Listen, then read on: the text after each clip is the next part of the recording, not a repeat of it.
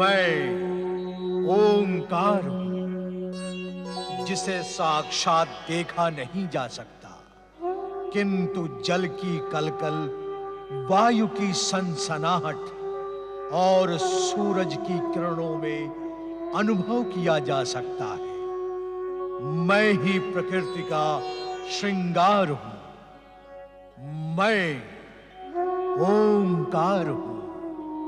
नंदी आदि की प्रार्थना पर भगवान भोलेनाथ जब माता पार्वती से मिलने पृथ्वी के एक ग्राम प्रदेश पहुंचे, तो माता ने स्वयं अपना स्वरूप अस्वीकार करते हुए अपना नाम पार्वतिया बताया।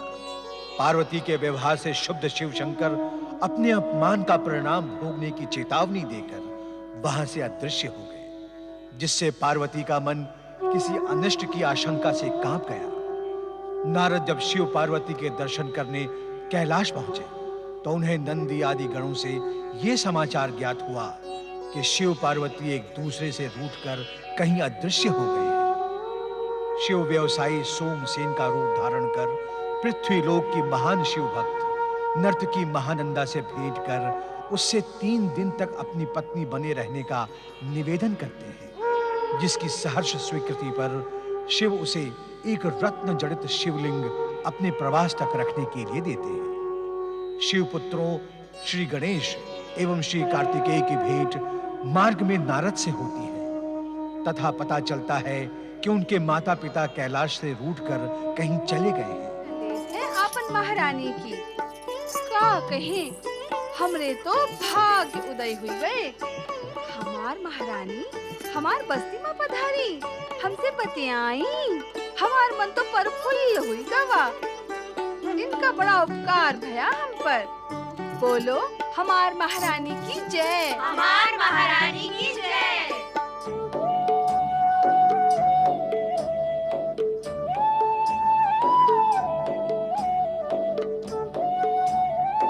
तुम हमें पहचानना नहीं चाहती पार्वती? ए लो मैया री मैया, ये का कहत हो महारानी जी? काहे नहीं पहचानेंगे हम आपका? पहचाने हैं तो ही तो आरती उतारे हैं हम आप ही का। चरण छुए हैं हम अपनी महारानी के। क्यों री चंपा, का कहत हो? ठीक कहत हो, जो तुम कहत हो हम भी वही कहत हैं। आप सुनत हैं ना महारानी जी, हमार सखियां भी यही कहत हैं। अब और अधिक तुम्हारा स्वांग हमसे देखा नहीं जाता पार्वती। इसमें कोई संदेह नहीं रहा कि तुम हमारी पुत्री हो और शिव शंकर की भार्या देवी पार्वती। अब छोड़ो ये सब स्वांग और चलो मेरे साथ महल में। जब तक शिव शंकर तुम्हें स्वयं लेने नहीं आ जाते, मैं तुम्हें अपने पास रखूंगी। चलो। कहीं ये पर्वतिया स्वांग करे है? कौन जाने ये पर्वतिया है कि पार्वती है। महारानी उनका पुत्री कहत है। शिव जी की भार्या कहत है। हमको तो कुछ गड़बड़ लागे है। ये देखा, महारानी हमका अपनी बिटिया बतावत है, पर हमरे ऐसन भाग्य कहाँ। हमका अपना महल में ले जावे की चाहत है। का हो सखियों, का कहत हो? जावे हम इनके संग? नहीं नहीं, तुम सबका छोड़कर हम कैसे जा सकत हैं? ये पार्वती नहीं, पर्वतिया है, पर्वतिया।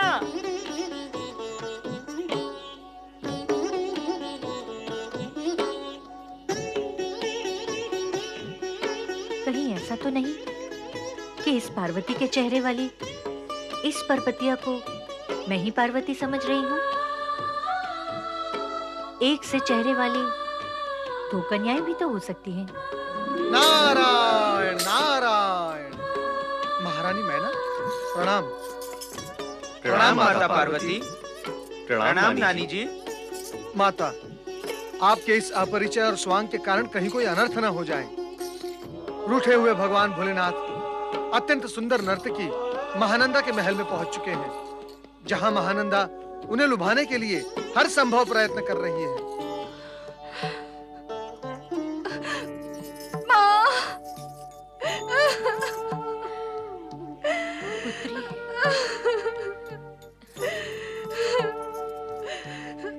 सुना माता आपने? भगवान शिव शंकर मुझसे रुष्ट होकर कहां तक जा पहुंचे हैं। अब मैं क्या करूं माता, मैं क्या करूं, मैं क्या करूं।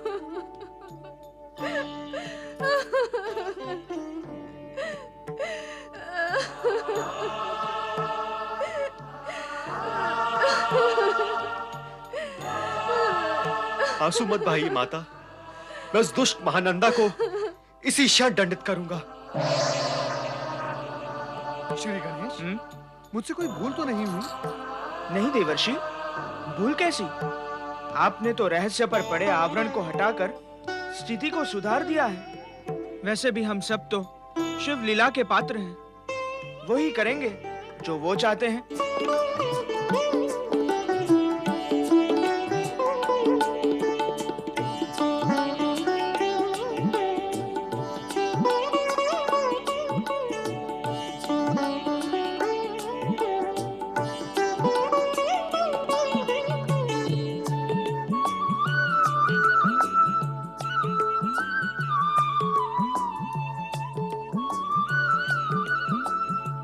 क्या बात है महानंदा, तुम्हारे सुंदर मुखमंडल पर उदासी के बादल क्यों मंडरा रहे हैं?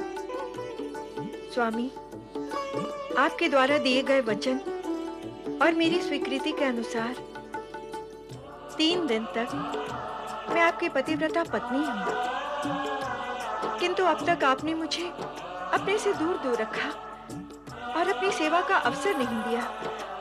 इसी का मुझे दुख है। किंतु स्वामी, मन ही मन मैंने भी एक निश्चय कर लिया है। कहो कहो, निसंकोच होकर कहो, क्या निश्चय किया है तुमने? यही कि अब इस जीवन में आपके अतिरिक्त मैं किसी की सेवा नहीं करूंगी। ऐसा निश्चय करने से पूर्व तुम्हें दूरदर्शिता से अपने भविष्य का विचार करना चाहिए। मैं तो मात्र 3 दिनों का अतिथि बनकर आया हूं। समय पूर्ण होते ही लौट जाऊंगा। उसके पश्चात तुम क्या करोगे? शेष जीवन आपकी स्मृति में व्यतीत कर दूंगी स्वामी, केवल आपकी स्मृति में।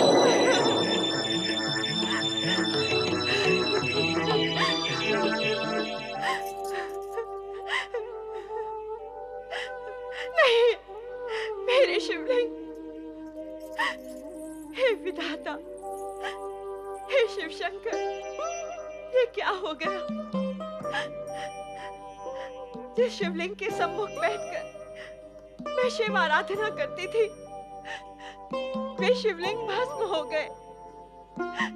मेरे आराध्य के प्रति मेरे शिवलिंग भस्म हो गए। ये कैसा अनर्थ हो गया महेश्वर। रत्नों के शिवलिंग की रक्षा भी मैं न कर सकी। अग्निदेव का ये कैसा प्रकोप है। ये मेरे किस अपराध का दंड है?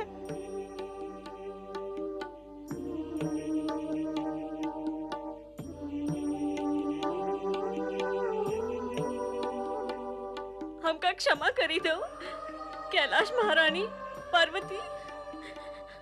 हम नहीं जानत रही तुमका कि तुम पर्वतिया नहीं देवी पार्वती हो।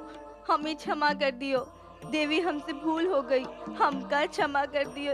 हम तो का समझ रहे अपने जैसे गांव की छोरिया, पर तुम तो देवी पार्वती बा। हमका क्षमा करी दे। न जाने हम तुमको का कह दिए। तुम इतने बड़े महाराज की पुत्री और त्रिलोकीनाथ शिव जी की पत्नी। हाय मैया, हमका क्षमा करी दो। अरे ये क्या क्षमा क्षमा की रट लगा रखी है तुम सबने? अरे हम कहत हैं ई का क्षमा क्षमा करत हो।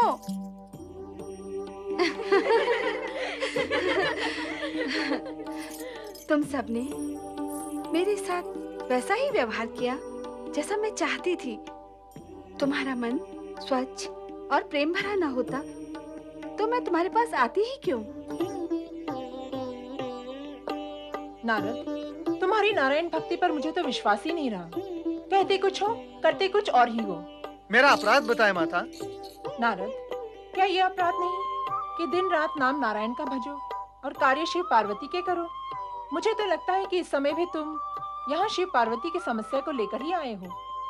श्री हरि, माता लक्ष्मी के वाग बाणों से कृपया आप मेरी रक्षा करें।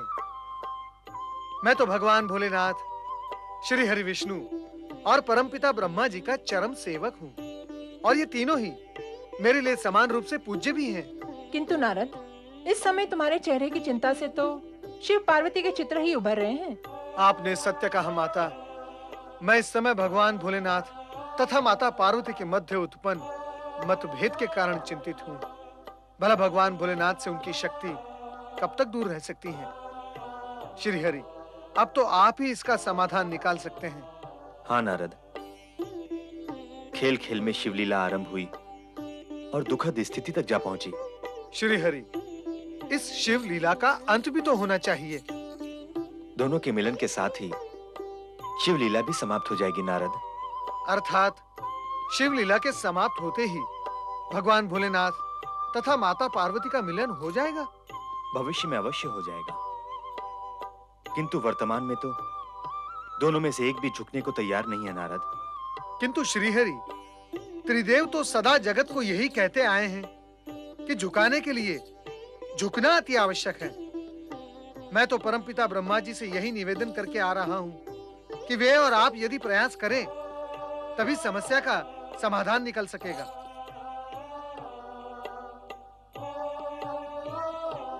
देवी लक्ष्मी, देवी पार्वती आपकी सखी है ना?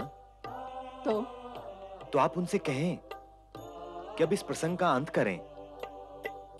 अर्थात उनसे झुकने के लिए कहूँ? नहीं, मैं उनसे कभी झुकने के लिए नहीं कहूंगी। और फिर मेरे कहने से क्या होगा? क्या वो मेरी बात मानकर झुक जाएंगी? नहीं, कदापि नहीं।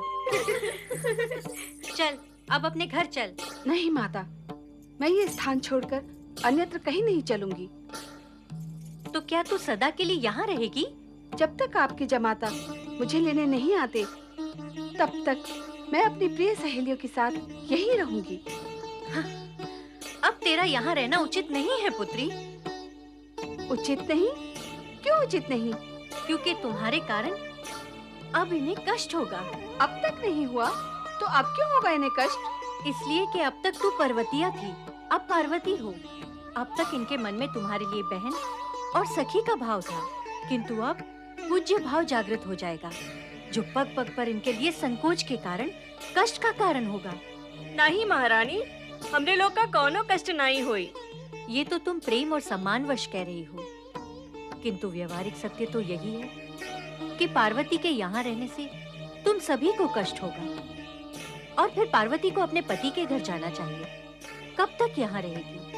वहाँ तो जाना ही होगा। मैंने कहा ना माता, जब तक तुम्हारे जमाता। सुन लिया, पर वो तुझे मनाने आए, इसके लिए उन्हें मनाने कौन जाएगा? क्या मैं उन्हें जाकर मनाऊं और कहूं जमाता राज मान जाइए, मेरी पुत्री को मनाने चलिए? अरे, इतने समय से तुम्हारे संग सहेली बनकर रही है पार्वती, इसे समझा नहीं सकती कि इसे यहाँ से जाना चाहिए? हम इनको यहाँ से जावे को कहे, ऐसा भला कोई कह सकत है? यहाँ से जाने के लिए ना कहो, अपने माता पिता के घर जाने का अनुरोध करो, ताकि वहाँ से इसके पति के घर भेजने की व्यवस्था की जा सके।